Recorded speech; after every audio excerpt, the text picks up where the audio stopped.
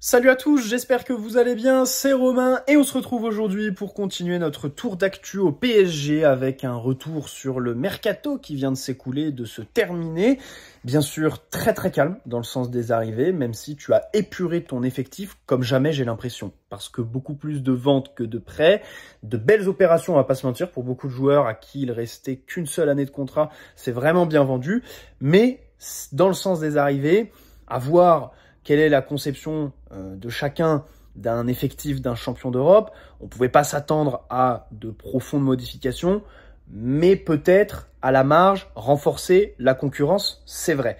Et on parlera aussi du tirage au sort de la Ligue des Champions, avec encore une fois la chance extraordinaire de Luis Enrique, pas aidé par les règles bien sûr, on va développer tout ça. Et puis à la fin, on se projettera sur le match contre Lens dimanche prochain. Allez, installez-vous, c'est parti.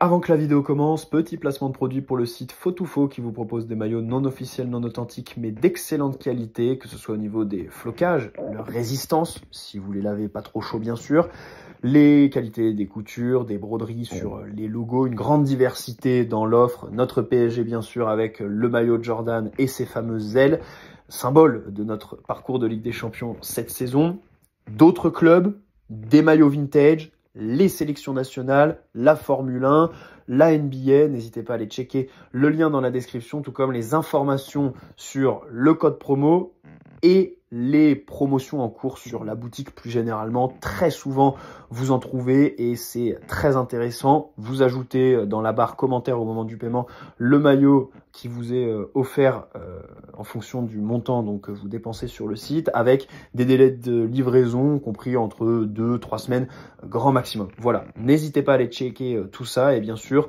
on les embrasse, c'est eux qui régalent. Alors d'abord essayons de nous poser et d'analyser un peu le mercato qui vient de s'écouler au PSG avec la même idée que l'année dernière. Des joueurs nous intéressent, ce sont des joueurs très jeunes avec un fort potentiel, mais il faut absolument que eux veuillent venir, que leur club les lâche à des prix raisonnables et encore ça, bon, j'en suis même pas sûr, tu vois, parce que Mastantuono, je pense qu'on aurait mis les 63 patates. Désiré Doué, on en a quand même mis énormément dans le contexte de l'été dernier.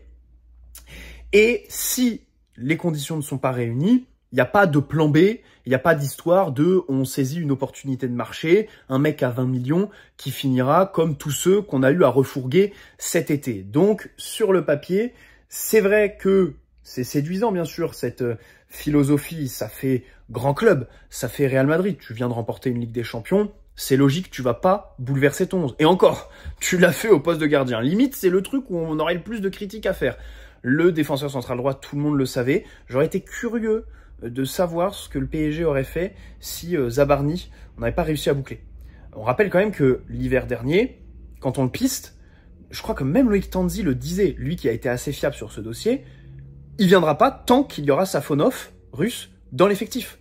Pour cette raison. Et au final, il est venu. Peut-être que ça a été un frein, parce que, alors après, de l'autre côté, il y a les histoires de négociations avec Bournemouth, mais à la fin, c'était un peu ridicule. Ça parlait vraiment de 5 millions, quoi, sur 60. C'était très barbant. Je sais pas ce que le PSG aurait fait, hein, puisque Marquinhos, malgré, alors je sais pas si l'Arabie Saoudite s'est intéressée à lui comme lors des précédents mercatos, parce qu'on a eu assez peu d'infos en ce sens. Mais peut-être qu'on aurait fait comme l'été dernier avec Kvaratskhelia. On se positionne dès le mois de juin, on fait une offre, enfin une belle offre, on se fout pas de la gueule du club en face. Il refuse et voilà, nous on reste campé sur nos positions et on ne va pas chercher ailleurs. Alors c'est bien, bien sûr, hein, d'être ferme comme ça. Après, sans chambouler ton 11, c'est vrai que sur ton banc, tu as des joueurs qui sortent petit à petit des plans de l'entraîneur. 2, qui ne titillent pas les titulaires. Alors, c'est vrai qu'on a la chance d'avoir cet effectif jeune et je pense qu'ils ont très faim, autant que la saison dernière. En termes de motivation, j'ai assez peu de doutes. Après, il faut quand même de la concurrence, tu vois, dans un club. Déjà, pour le club, en fait. Parce que c'est pas qu'une question de motivation. Quand tu as une mauvaise passe, que tu es mauvais sur le terrain, tu peux avoir des problèmes perso, tu peux enchaîner trop de matchs, machin. Et donc, important d'avoir des mecs qui te mettent en concurrence, qui te poussent tous les jours au quotidien. Je suis pas sûr qu'un Lee Kang-in pour le poste d'ailier droit fasse ça. Je suis pas sûr qu'un Gonzalo Ramos pour le poste de numéro 9, j'en suis encore moins sûr, fasse ça. Et pour les postes de latéraux, bon, c'est vrai que tu vas te retrouver à bidouiller avec des joueurs que tu as déjà en main, mais qui acceptent aussi ce statut un peu particulier d'être le remplaçant du meilleur latéral du monde. Pour Hakimi, c'est clairement le cas. D'avoir des échantillons, parce qu'en plus, Hakimi, il est très bon, il interprète super bien le rôle, mais aussi, il joue quasiment tous les matchs. Donc, en fait, toi, t'as que des miettes. Et sur ces miettes, devoir t'intégrer, appréhender la spécificité du rôle sur ces postes-là. Donc, c'est vrai que là-dessus, se dire qu'on fait avec Warren, avec João Neves, avec Mayoulou aussi. Mayoulou, il s'est blessé un peu sur le début de saison. Je trouve que lui va avoir une vraie carte à jouer là sur les prochaines semaines avec les blessures de Doué et Dembélé pour le coup. Ça va être très intéressant. En attaque, au milieu, mais aussi, on se souvient de ses bons matchs, ses bonnes fins de match plutôt. Je crois pas qu'il ait débuté un match. En tant que latéral droit, hein, il a fait de très très bonnes fins de match, à la fois défensivement ou offensivement. La saison passée, donc ça c'est plutôt une bonne nouvelle. Mais c'est vrai que au niveau de la concurrence, tu ne t'es pas renforcé. Alors revenons quand même sur le coup de l'été. Le coup de l'été, les gardiens passés de Donnarumma à Chevalier. Déjà après coup, revenons sur Donnarumma qui a été plutôt bien vendu à City. Moi j'avais un peu peur que le truc capote au dernier moment parce que au Qatar on se dit on refoule quand même le meilleur gardien. Enfin je sais pas si on se rend compte. Moi j'étais très prudent jusque là et au final ce transfert vient tordre l'idée qui traînait depuis des années que Émirats, Qatar, il y aura jamais de transfert machin. On leur a quand même filé le meilleur gardien du monde, excuse-moi. Je comprends un peu l'idée sous-jacente, tactiquement machin, d'avoir un gardien un peu meilleur au pied. Peut-être aussi que Donnarumma dans la négociation de la prolongation a été dur, hein, parce que avec Manchester City, visiblement, il prend 12 millions net, hein, alors qu'il était à même pas 10 au PSG. Donc en fait, il est gagnant aussi. Hein. Il va dans un très grand club. Bon, il a fait une déclaration en disant que c'est le meilleur club du monde, Manchester City. C'est logique. Il va pas dire, bon bah je quitte le meilleur club du monde et je viens pour vous montrer comment on le devient. Tu peux pas dire ça. Moi, je lui en veux pas. Voilà. Et puis surtout, sa sortie a été soignée. C'est vrai qu'il a eu ces trucs devant le Cup au parc. C'était assez naturel en fait. J'aime bien quand c'est pas organisé par le club, il n'y a pas les feux d'artifice. C'est super les feux d'artifice, machin. Mais là, tu vois, c'était très spontané. Tu sentais que c'était vraiment sincère avec les supporters. Donnarumma, vraiment, quand tu vas au parc, toujours, il va saluer la tribune Auteuil à la fin. Il jette très souvent son maillot et tout ça. Je pense qu'il était très très proche des ultras. Il a toujours respecté les supporters. Il a appris le français très rapidement. Donc c'est vrai qu'en termes d'intégration, il a quand même été merveilleux depuis 2021. Et puis avec le groupe aussi, hein, l'osmose, tous les joueurs, on l'avait déjà vu sur sa publication Instagram, tous les commentaires, c'était assez aberrant. Donc c'est vrai qu'on a soigné le départ de Donnarumma, donc c'est plutôt une bonne chose. Je trouve que ça se rapprochait, mais bon, ce sera inégalé, celle-là, de Di Maria. Mais bon, Di Maria, c'est vrai que c'était la meilleure cérémonie d'adieu avec Ibra. Ou Ibra 2016, les gamins qui rentrent sur la pelouse, le match arrêté. C'était assez exceptionnel.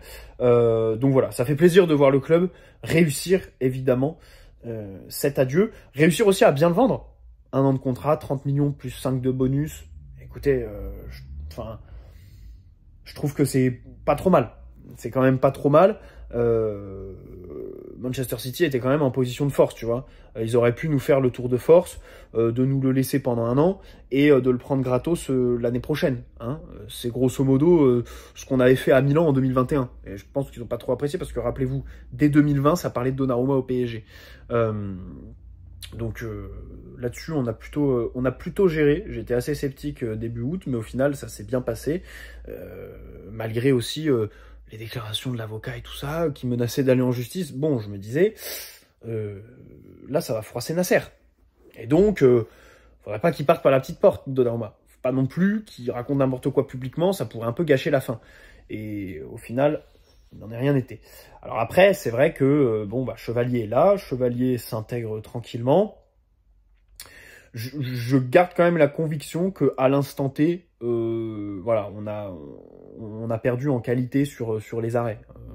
Je pense que, enfin, sur les 6 derniers mois, c'est le meilleur gardien du monde, Donnarumma. Donc forcément, c'est vrai qu'on passe à un gardien moins fort sur ce qu'on demande avant tout à un gardien, à savoir faire des arrêts. Après, au pied, machin, il est aussi plus jeune, peut-être plus de perspectives de progression, parce que on l'a aussi dit, hein, Donnarumma était assez rigide. C'est vrai qu'au pied, il était devenu plus sûr, mais c'est aussi parce que Luis Enrique est un entraîneur qui te donne 1000 consignes. Peut-être qu'au final, c'est là-haut qu'il a progressé, Donnarumma, et pas forcément techniquement dans l'exécution des passes, tu vois, quand il voulait allonger machin, bon, il restait quand même quelques sacoches qui finissaient en touche, même si Luis Enrique est son formidable entraîneur des gardiens, lui a imprégné, voilà, des circuits de balles, des réflexes à avoir quand tu reçois le ballon au pied. Donc voilà.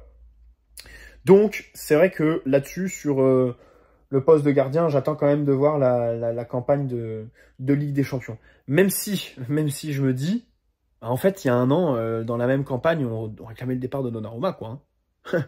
Il y a un an, et peut-être que Donnarumma, en restant, aurait refait la même campagne de poule que la saison passée. Il faut quand même se rappeler qu'il était vraiment, vraiment pas bon, et que même en Ligue 1, sa saison dernière a été beaucoup moins consistante que celle d'avant. Voilà. Donc, bon, c'est vrai que pour tout ça, on peut relativiser, même si je trouve que c'est le truc où c'est un peu le plus critiquable. Zabarni, très bien, on est très content, machin. Renato Marine, voilà, bon. Pour rester au poste de gardien, parlons de Safonov, qui est resté, qui là est du coup en Russie. Alors, il a donné une interview, hein, il a parlé de la concurrence, que ça se passe bien, qu'il aimerait bien jouer, parce que ça fait plusieurs mois, qu'il a même pas joué à la Coupe du Monde des clubs. Et quand on lui parle de Safonov, il a dit « je refuse de commenter ». Quand on lui parle de Zabarni, il dit « je refuse de commenter ». Alors que Zabarni, lui, il s'est pas gêné. Il a dit « voilà, en ce qui concerne Safonov, je dois interagir avec lui sur le plan professionnel, dans le cadre des entraînements, et je remplirai mes obligations envers le club. Mais je tiens à dire que tant que la guerre dure, je soutiens pleinement l'isolement total du football russe dans le monde. » Donc en fait, il te parle même pas de la Russie, il te parle même pas de Poutine, et il te parle vraiment du football russe, quoi. Donc vraiment, on est, je pense, sur une déclaration un peu de façade, parce que les deux doivent se parler. En plus, ce qui est un peu idiot, c'est que, en fait, c'est ceux qui sont censés avoir le courant qui passe le mieux, rien que parce que ils parlent quasiment la même langue. Ça, c'est quand même assez facilitant. Mais il peut pas se permettre de s'afficher publiquement avec un Russe, Zabarni. Et quand j'ai lu cette déclaration, j'ai l'intime conviction, et d'ailleurs en Ukraine c'est sorti dans la presse, que Zabarni veut que Safonov parte, et qu'il l'a demandé avant de venir. Et je reviens à cette info qui était sortie l'hiver dernier, je crois que c'était Loïc Tanzi qui disait « En l'état, Zabarni intéresse le PSG, mais ne viendra pas tant qu'il y a un Russe dans l'effectif. » Alors au final, il est venu, peut-être parce qu'au club, on lui a donné des gages pour les prochains mercatos, qu'on sera très précautionneux. Hein. Ça fait plusieurs fois qu'on chope le club à faire des montages bizarres pour éviter de les voir apparaître sur les photos ou les vidéos ensemble. Hein. Ça fait plusieurs fois où, voilà, sur les réseaux, ça débunk un peu des trucs où le monteur, bon, les cache un petit peu parfois quand il se rapproche, mais ça pose une vraie question. Est-ce que ils peuvent jouer un match tous les deux? Parce que c'est-à-dire que quand t'es gardien et défenseur, il y a forcément une image où tu vas être obligé de communiquer, de parler, tu vois. Si t'as Zabarni qui fait un sauvetage sur sa ligne machin, Safonov dans l'emballement va aller le serrer dans ses bras, tu vois ce que je veux dire. Un gardien avec son défenseur, quoi. Ça, j'ai quand même vraiment beaucoup de mal à l'imaginer. Donc je sais pas trop comment ça va se passer. C'est vrai que Safonov, il a dit, regardez, cet été au club, il y a plein de gardiens qui sont partis, sauf moi. Il a un peu raison, tu vois. Mais je pense que ça ne va pas durer. Parce que la situation est un peu... Moi, je trouve la situation très bizarre, très compliquée. Bref. Passons aux ventes. Hein. Alors, c'est très bien. À part Colomani et Renato Sanchez, parce que Renato, c'est un peu logique, hein, il reviendra, aucun club veut prendre de risques. Colomani, c'est dramatique, lui. C'est vraiment dramatique. La Juve qui la met à l'envers comme ça, à nous faire poireauter jusqu'au bout. En plus, visiblement, on leur passe un coup de fil à 3h du matin dans la nuit de dimanche à lundi dernier pour leur dire OK pour un prêt sans option d'achat, machin, un prêt sec, enfin un prêt payant, machin. Sauf qu'ils avaient déjà bouclé Openda, qui leur a coûté 40 patates, mais surtout en termes de salaire, qui leur coûte 2 fois moins que Colomani. C'est ça aussi qu'il faut voir avec lui. C'est que le mec, il a un salaire de première ligue. Et c'est pour ça qu'il se retrouve là-bas à Tottenham, un peu par défaut. Voilà, dernier jour du mercato. Tottenham, pareil. Ils saisissent l'opportunité. Je suis même pas sûr que Kolo Muani va beaucoup jouer là-bas. Tu vois, prêt payant de 5 millions, pas d'option d'achat, le mec va revenir. C'est un très très mauvais deal. Et on aurait dû s'y attendre avec les Italiens. Je pense qu'on aurait dû mettre une deadline beaucoup plus tôt. De l'autre côté, il y a quand même Kolo Muani qui forçait pour y aller. Donc nous, on était un peu le cul entre deux chaises, pardonnez-moi. Et il s'est fait aussi avoir par la Juve, en fait. Hein, parce qu'au final, ils ont eu aucun scrupule à prendre Openda plutôt que lui, tu vois.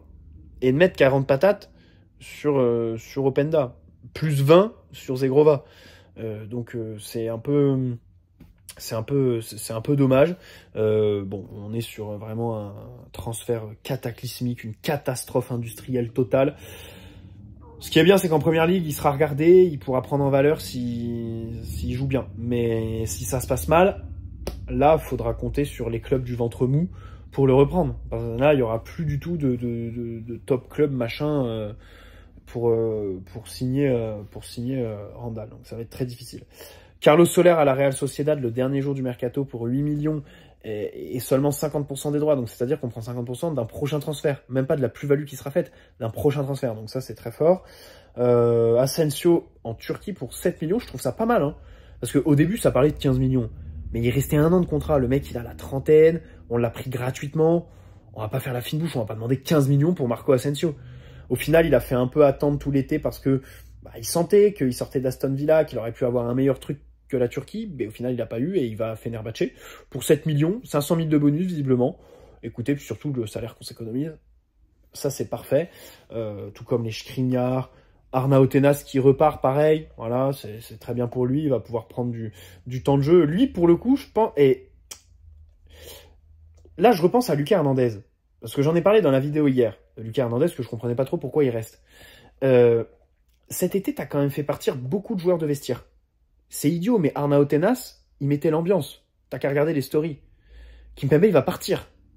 Kimpembe, c'est THE pilier en termes d'animation dans le vestiaire, quoi. Le mec est une enceinte. Donnarumma, je pense aussi, tu vois. C'est un peu un mec qui va parler à tout le monde, qui fait le lien entre les différents groupes. Et peut-être que Lucas Hernandez t'apporte ça. Et que on n'a pas voulu non plus briser tous les équilibres du vestiaire. Et surtout qu'en plus, en face, tu fais partir ton gardien titulaire pour faire venir Chevalier. Heureusement, Chevalier est apprécié des joueurs, surtout des leaders, des Dembélé, Doué, tout ça. Zabarni, il arrive, bon, il y a la situation avec Safonov. C'est un peu compliqué, tu vois. Donc, c'est vrai qu'on a laissé partir pas mal de joueurs de vestiaire. Et là-dessus, j'espère que les équilibres ne seront pas trop bougés. Moi, je pense que finalement, le mouvement le plus important, c'était pas sur le mois d'été. C'était les prolongations qu'on a bouclées en février dernier. Les Nuno, Hakimi, Vitinha, jusqu'en 2029, machin. Voilà. Là, on a vraiment fait 5-10 fois plus que sur ce mercato. En prolongeant tous ces joueurs titulaires, artisans de notre première Ligue des Champions. C'est vrai qu'il faut pas oublier ça. Hein. Faut pas oublier qu'on a vraiment verrouillé tout le monde. Et que le seul qu'on n'a pas verrouillé, on l'a remplacé quand même par le meilleur espoir au poste, et qui plus est français. Donc voilà. On n'a pas fait dans la panique. Le cas Mastantuono est quand même très, très éloquent. On veut le recruter, Luis Enrique lui parle machin. Le gars te dit non au dernier moment. Il veut aller au Real. Aucun problème. Va au Real, dans la zone où il y a 1000 joueurs. Nous, voilà, même à Cliouche, on n'en a pas voulu. Et au final, on reste. Alors, Lee Kang-in, c'est vrai, honnêtement, je suis quand même un peu critique envers le mercato du club. Là. Je suis en train de me rendre compte que je suis quand même assez critique parce que là, je vais encore y aller. J'aurais fait partir soit Ramos, soit Lee Kang-in, quoi. J'aurais fait partir un des deux pour recruter un offensif polyvalent. Parce que, voilà, les deux ont une belle cote déjà. Alors, Lee Kang-in, l'offre de Nottingham, on nous dit 60, mais 30 plus 32 bonus. Objectivement, c'est pas dingue. Pas dingue du tout. Mais Gonzalo Ramos, Jorge Mendes comme agent, je pensais qu'il se serait bougé. Le mec a une 20aine de buts la saison passée. T'aurais pu en faire 50 millions, je pense, assez facilement, de Gonzalo Ramos. À un moment, Newcastle s'y intéressait. Je pense que ça aurait été un bon tremplin pour lui. Un bon tremplin pour sa carrière. Il est encore jeune, Ramos. Donc, c'est vrai que j'aurais fait partir un de ces deux-là pour recruter un mec qui apporte du sang neuf, qui est là et puis qui va voilà un peu booster ce secteur où là, ils sont 4 pour 3 postes. Et encore, Désiré Doué, ça réfléchit à l'installer au milieu de terrain. Donc bon, c'est vrai qu'en termes de concurrence, c'est pas non plus exceptionnel. Surtout qu'en fait, Lee Kang-in, moi je comprends pas trop Lee Kang-in qui sort vraiment des plans de Luis Enrique. Là, on a Ibrahim Mbaye qui est devant lui, quoi. Le mec en Ligue des Champions, il ne rentrait plus. Alors super, il a mis un beau but en Super Coupe. Mais regardez, encore contre Toulouse, et il fait rentrer Mbaye avant lui, quoi. Alors, Mbaye qui fait une entrée très mauvaise, encore une fois contre Toulouse. Si Luis Enrique continue à le faire jouer, c'est qu'il doit montrer des choses à l'entraînement, mais il faudrait le calquer en match, tout ça. Mayoulou va revenir. Quelle va être la situation de Lee Kang-in quand Mayoulou sera revenu? Sachant qu'en finale de Ligue des Champions, c'est lui qui est rentré. C'est lui qui a marqué, c'est pas Lee. Tu vois? Sur les derniers matchs de Ligue 1, c'était lui. Même Lee, de son côté. À chaque mercato, on nous dit que lui, il veut écouter le marché, qu'il se ferme aucune porte. Et il y a certains matchs où, clairement, il est sur le terrain, t'as l'impression qu'il a pas envie d'être là. Et que le mec traîne son spleen. Bon. C'est vrai que là-dessus, j'ai des regrets. Là où je comprends à 100% le club, c'est sur le remplaçant d'Hakimi, le remplaçant de Nuno machin. Je comprends à 100%. Cette histoire de faire avec les forces en présence. Surtout, voilà, les mecs, ils sont là, ils connaissent un peu le poste, ils sont un peu aguerris au poste, machin. Ils l'acceptent, donc c'est très bien. Mais en attaque, j'aurais fait partir un des deux pour recruter quelqu'un. Et au poste de gardien, je demande quand même à voir. Je demande quand même à voir sur ce choix-là. Même si j'adore Lucas Chevalier, bien évidemment. Voilà. Bon. Projetons-nous sur ce tirage de la Ligue des Champions. Hein, encore une fois, absolument catastrophique. Voilà, on parlait de l'effectif, machin. Vous me direz, oui, les autres années, c'était pareil. Début septembre, ça critiquait le mercato, qu'on n'avait pas fait assez pour remplacer Mbappé l'année dernière. On allait devoir faire saison avec Barcola, Dembélé. La saison d'avant, voilà, on n'avait pas remplacé Neymar, Verratti, machin. Là, c'est un peu pareil. Bon, alors j'ai envie de dire aussi, les autres années, les phases de poule, c'est pas glorieux. Pas aidé par les tirages, parce qu'à chaque fois, on a vraiment des trucs absolument atroces. Mais bon, il y a un moment où voilà, les petits coups de chance, comme le match à Dortmund, comme voilà les 5 minutes hors du temps contre Manchester City où tu remontes ces 2 buts et au final tu leur mets 4-2, attention. Et surtout, tous ces moments-là, c'est sous réserve d'avoir quand même tout ton effectif, quoi. Là, voilà, pas espérer ça avec Lee Kang-in. Donc, c'est vrai que là-dessus, je demande à voir, parce que la difficulté du tirage, elle est quand même exceptionnelle. Alors, moi, je suis très tiraillé entre, c'est super, on affronte de grandes équipes, le déplacement à Barcelone, c'est tout ce qu'on voulait, c'est la dernière équipe à affronter. On a mis 4-0 au Real, on a battu le Bayern, on a battu tout le monde, sauf eux. Et Chelsea. C'est vrai qu'affronter Chelsea, ça aurait été cool aussi. Parce qu'on les a pas gagnés, quoi. On a perdu. Mais eux, c'est cool. Moi, je pense que le match qui m'intéresse le plus, et si j'ai le temps et l'argent, mais je pense pas, je le ferai, c'est le déplacement à San Mamés, à Bilbao. Fantastique. C'est super d'aller là-bas. C'est un vrai match de foot, tu vois. Le match inédit en plus. Le match contre les Leverkusen, pareil. Le match contre l'Atalanta. Et puis si on parle objectivement, bon, ce sont des équipes qui sont un peu dans l'inconnu. Hein. L'Atalanta, ils ont fait partir Gasperini. Les Leverkusen, ils ont changé d'entraîneur. Ils ont fait partir Wirtz. Newcastle, on a la chance de les affronter au parc et pas à St. James Park. Et en plus, ils sont sans Isaac. Voilà, il y a quand même des motifs, des motifs de résilience, quoi. On est sur des clubs qui sont pas aussi aboutis que notre projet collectif, disons-le. Mais donc ça, c'est excitant. Mais de l'autre côté, le problème, c'est que c'est très très très relevé, alors que dans le même temps, finir très très haut au classement, ça devient de plus en plus important, parce qu'il y a la nouvelle règle comme quoi, voilà, sur la phase d'élimination directe là. Quand tu affrontes une équipe, si tu as été devant elle au classement en poule, tu reçois au retour, tu vois. Et si tu élimines quelqu'un qui a été devant toi en poule, tu récupères son truc, machin. Un système qui renforce encore une fois l'enjeu sur cette phase de poule, alors que nous, on est complètement lésés du fait de la règle de les clubs d'un même pays ne peuvent pas s'affronter. Ça, c'est un peu dramatique. Et en plus, ils veulent créer les règles là pour les saisons prochaines. On n'affronte pas des clubs qu'on a déjà affrontés sur les deux dernières éditions. Mais là, ça aurait ni queue ni tête, quoi. Parce que nous, on est complètement lésés. Et encore, même là-dessus, je trouve qu'on a eu un peu de chance. Par exemple, sur les équipes anglaises, la saison passée, on avait eu 0 chance. Voilà, Arsenal, Liverpool, City, même le Aston Villa d'Unai Emery. Vraiment, ce quart de finale, pas à sous-estimer. Là, voilà, Newcastle à domicile, ça va. Tottenham, ça va. Je dis pas qu'on fera 6 sur 6, peut-être même pas. Mais bon, c'est pas Liverpool et leurs 500 millions de mercato, c'est pas Arsenal, c'est pas Manchester City. Donc là-dessus, c'est vrai qu'on a eu un petit peu de chance. Voilà. Mais bon, dans tous les cas, je suis très content. Je suis plus excité qu'inquiet. Même si, en fait, je pars dans l'idée que le top 5, c'est mort. Je pars dans l'idée qu'il y a des clubs, en fait, le principe même, en fait, de ce championnat où tu as plein d'équipes qui sont classées, mais en fait, tout le monde n'a pas les mêmes adversaires, et t'en as qui affrontent des adversaires beaucoup plus faciles que d'autres. Bah, en fait, ceux-là, ils peuvent faire des sans faute et finir très haut. Nous, on sait déjà qu'il n'y aura pas de sans faute, vu l'adversité qui va se présenter. Donc, c'est vrai que là-dessus, déjà le top 8, ce serait vraiment exceptionnel et un très très bon résultat. Ce serait bien pour une fois de faire une vraie phase de poule, de s'éviter les barrages aussi. Hein, parce que bon, alors après, c'était 2 matchs contre Brest qui n'ont pas été les plus énergivores de la saison passée, mais si on pouvait s'éviter 2 matchs en plus au mois de février, ce serait pas mal. Moi, ça me fait 2 débriefs en plus, donc je suis plutôt content. Puis on regarde le PSG, mais bon, pour les joueurs, là, c'est complètement atroce, quoi. Les 2 matchs en plus, on les a déjà cet hiver, avec le Trophée des Champions et la Coupe Intercontinentale. Il faudra jouer, je crois, c'est le 17 décembre, un truc comme ça. Bref.